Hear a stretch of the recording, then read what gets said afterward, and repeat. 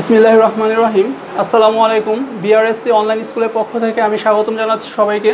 আমি শাহ মোহাম্মদ আহমেদুল ইসলাম, সহকারী শিক্ষক ইংরেজি, Brahmanbaria residential school and college. শিক্ষার্থীরা, আমি আজকে এসেছি অষ্টম শ্রেণীর পাঞ্চুয়েশন মার্কস নিয়ে। তোমরা জানো, পূর্বে আমি পাঞ্চুয়েশন মার্কসের উপর বিস্তারিত রুলস নিয়ে আলোচনা করেছি।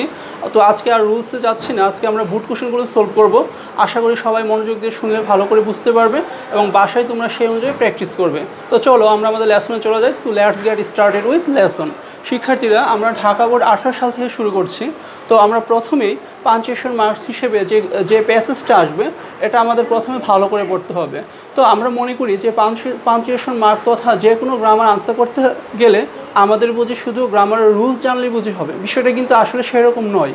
আমরা পাঞ্চুয়েশন মার্ক সহ যে কোনো গ্রামার আনসার করতে গেলে আমাকে প্রশ্নটা যে দেওয়া থাকবে, অর্থাৎ প্রশ্ন হিসেবে আমাদের যে প্যাসেজটা যে আসবে ওই প্যাসেজটা প্রথমে ভালো করে পড়ে নিতে হবে, তার বাংলা অর্থটা ভালো করে আমাদের উপলব্ধি করতে হবে। কারণ তুমি জেনে থাকবে যে আনসার করার ক্ষেত্রে বাংলা অর্থ জানা আমাদের 50% হেল্প করে, আর 50% হেল্প করে আমাদের গ্রামারের রুল জানা। তো উভয় ক্ষেত্রে যদি আমরা পারদর্শী হতে পারি তাহলে আমরা ভালোভাবে আনসার করতে পারবো। তো ভুল হওয়ার সম্ভাবনা খুবই কম থাকে। তো শিক্ষার্থীরা, চলো আমরা শুরু করি। তো আমাদের কোশ্চেনটা হচ্ছে, দ্য টিচার সেড, টিচার বলল, ডিয়ার স্টুডেন্টস, প্রিয় ছাত্রছাত্রীরা, you should follow my advice, তোমাদের কি করা উচিত? আমার অ্যাডভাইসটা ফলো করা উচিত। তারপর হবে, why should we not follow you sir, sir আমরা কেন আপনাকে ফলো করবো না? সেড দ্য স্টুডেন্টস, স্টুডেন্টরা বল। তো আমরা প্রথমেই প্রশ্নটা কিন্তু পড়ে নিলাম। তো আমরা যদি প্রশ্নটা পড়ে নিই তাহলে এখানে বক্তা এবং শ্রোতা সম্পর্কে একটা ধারণা পাওয়া যায়। এটা অনেকটা ন্যারেশনের সাথে অনেকটা রিলেটেড আছে।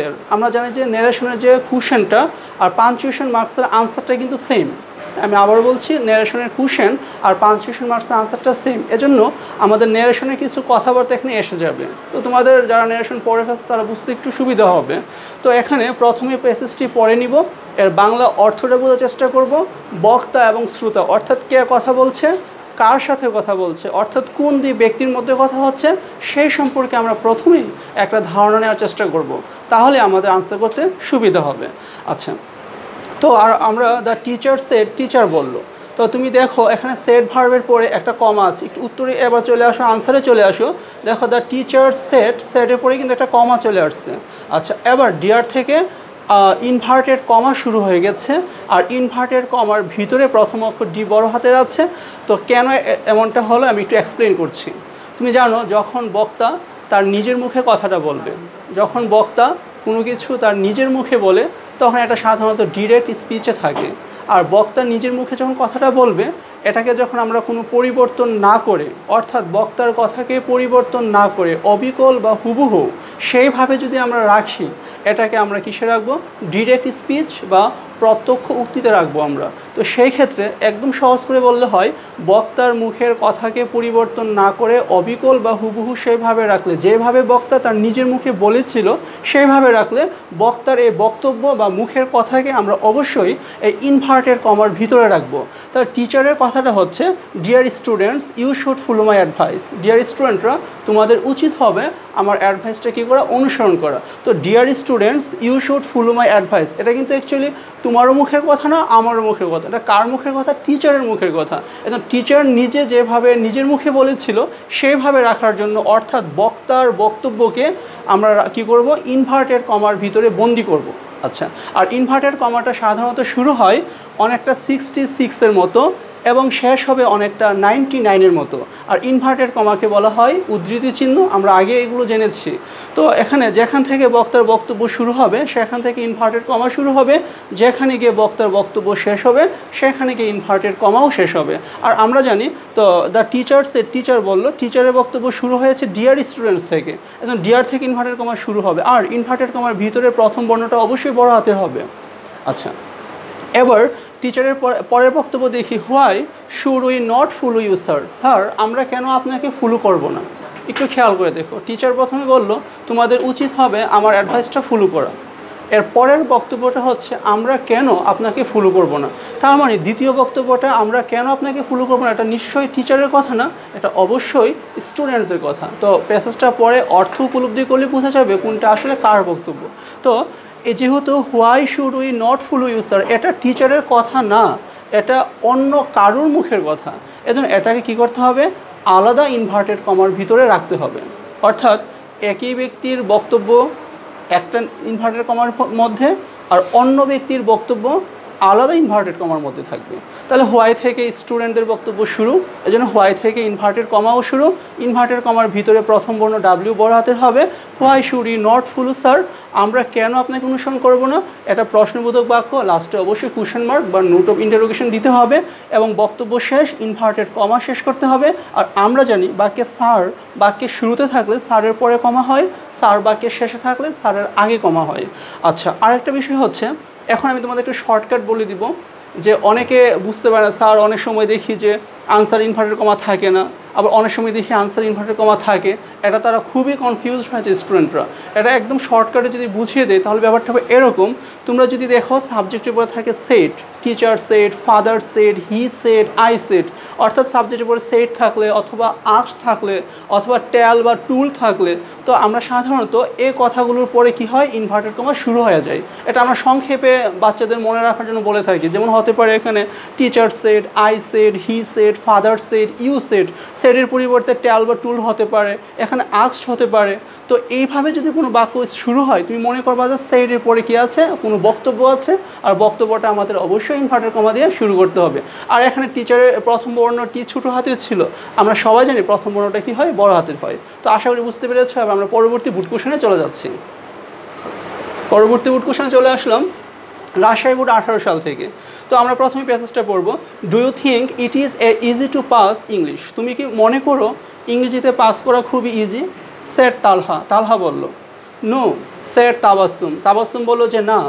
But why are you so careless of English, তাহলে তুমি ইংরেজির ব্যাপারে কেন এত উদাসীন? কেয়ারলেস মানে উদাসীন। I don't feel interest in this subject. Oh I see, সে বলল আমি এই সাবজেক্টে কোনো ইন্টারেস্ট বা কোনো মজা পাই না, কোনো আগ্রহ পাই না। লাস্টে বলা হলো ওহ আই সি, ও আচ্ছা, ও তাই, ও মানে ও।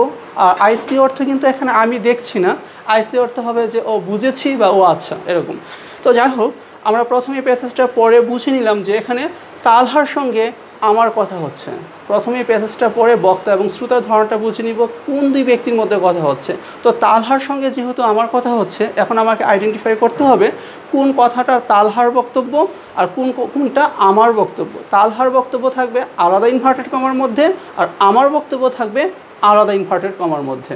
তো এবার শুরু করা যাক। তো প্রথমে বলল do you think it is easy to pass English, তুমি কি মনে করো ইংরেজিতে পাস করা খুবই সহজ? আচ্ছা, এ কথাটা কিন্তু তালহা বলল, তালহা তার নিজের মুখে বলল, এজন্য তালহার কথাটা হচ্ছে ডু থেকে ইংলিশ পর্যন্ত এতটুকু কি করা হবে, ইনভার্টেড কমার মধ্যে সে বন্দি হবে। দেখো আমরা do you think it is easy to pass English, যেহেতু এখানে প্রশ্ন করেছে এটা প্রশ্নবোধক বাক্য, কাজেই লাস্টে প্রশ্নবোধক চিহ্ন হবে। আর বক্তব্য ডু থেকে শুরু হয়ে ইংলিশ পর্যন্ত শেষ হয়ে ইংলিশে পরে ইনভার্টেড কমা শেষ হয়ে যাবে। এবং কে বললো কথাটা, সেট তালহা, তালহা বলল। আর তালহা একজন ব্যক্তির নাম, এজন্য প্রথম বর্ণটি বড় হাতের হবে। কোনো স্থানের নাম, ব্যক্তির নাম, জাতির নাম আমরা জানি, কোনো ভাষার নাম, এগুলো সাধারণত বড় হাতের হয়ে থাকবে। আচ্ছা, আর এখানে ইংলিশ হচ্ছে একটা ভাষা বা ল্যাঙ্গুয়েজের নাম, এজন্য ইংলিশের ইও বড় হাতের হয়ে থাকবে। এখানে কিন্তু আমরা আগের যে বুটটা পড়িয়েছিলাম সেখানে কিন্তু তালহা সেট বা সেট তালহা এ ধরনের কথাগুলো কিন্তু বাক্যের শুরুতে ছিল, হ্যাঁ, আর তার বক্তব্য ছিল বাক্যের শেষে। এখানে কিন্তু বক্তব্য প্রথমে আর যেই লোক তার বক্তব্য দিল ওই লোকের নামটা দেওয়া আছে শেষে, অর্থাৎ নেরেশনের ভাষায় বর্ণনা করলে এখন রিপোর্টেড স্পিচ আগে এবং রিপোর্টিং ভার্ব দেওয়া আছে পরে। এবার চলে আসি নো সেট তাবাসসুম, তাবাসসুম বললো যে না। তাহলে নো অনেক সময় একটা ওয়ার্ড দিয়ে, অনেক সময় একটা ওয়ার্ড দিয়ে একটা বক্তব্য হয়ে যায়, যেমন ইয়েস, নো, ওকে, এই একটা ওয়ার্ড দিয়েও কিন্তু একটা সেন্টেন্স হয়ে যায়। তাহলে নো কথাটা কিন্তু কারো না কারোর মুখের বক্তব্য। এটা কার বক্তব্য? এটা হচ্ছে তাবাসসুমের বক্তব্য। ও আসলে আমি ভুল করেছি, এটা আমার সাথে কথা হচ্ছে না, তালহার সঙ্গে তাবাসসুমের কথা হচ্ছে। আচ্ছা, তাবাসসুম বললো যে নো, তো নো হচ্ছে তাবাসসুমের বক্তব্য বা তাবাসসুমের মুখের কথা। এটাকে ইনভার্টেড কমার ভিতরে রেখে একটা কমা দিয়ে তারপর লিখতে হবে সেট তাবাসসুম, লাস্টে গিয়ে হবে ফুল স্টপ। অর্থাৎ এখানে বক্তব্যটা আগে আর বক্তার নাম দেওয়া আছে পরে।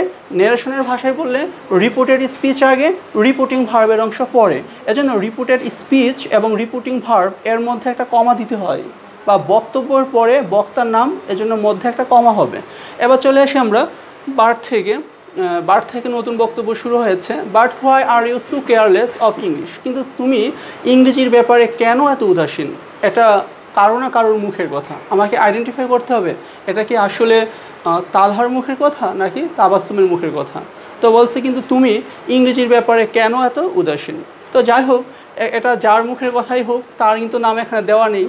তো আমি তো এতটুকু জানি যে এটা কারো না কারো বক্তব্য, এজন্য ইনভার্টেড কমার ভিতরে দিয়ে দিব। বার্টের বি বড় হাতের হবে, ইনভার্টেড কমার ভিতরে প্রথম বর্ণ বড় হাতের। But why are you so careless of English, ইংলিশের ই বড় হাতের। প্রশ্ন করা হলো, জন্য প্রশ্নবোধক চিহ্ন, ইনভার্টেড কমা, শেষ।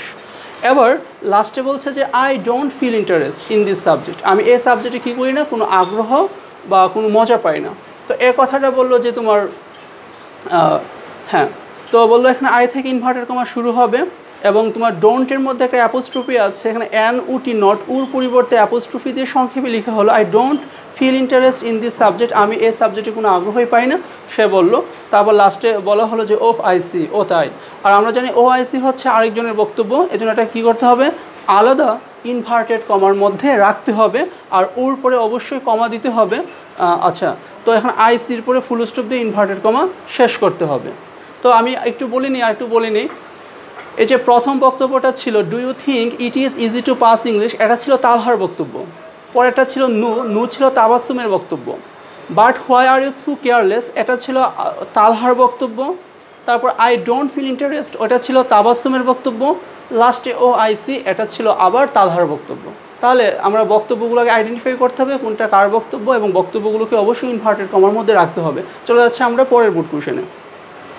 বলো রিটার্নিং হোম, বাড়ি ফিরে এসে Robin's father said to him, রবিনের বাবা তাকে বলল your progress is now very slow, তোমার উন্নতি খুবই ধীর।